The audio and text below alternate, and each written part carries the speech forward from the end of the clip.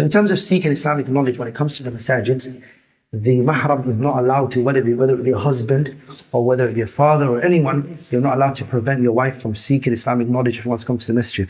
So the Prophet said, لا تمنعوا إماء الله مساجد الله وبيوتهن خير لهن. If your wife says, I'm going to go to the masjid, okay, and I want to seek Islamic knowledge, a husband has no rights to say you can't go to the masjid. Does that make sense? Husband has no rights, because the Prophet clearly said, لا تمنعوا إماء الله مساجد الله.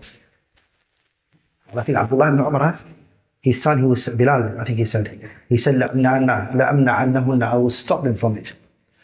And then Abdullah ibn Umar said, I will never speak to you ever in my life. And they said he died and he never spoke to his son. So I just told you that the Prophet said, don't stop them from it.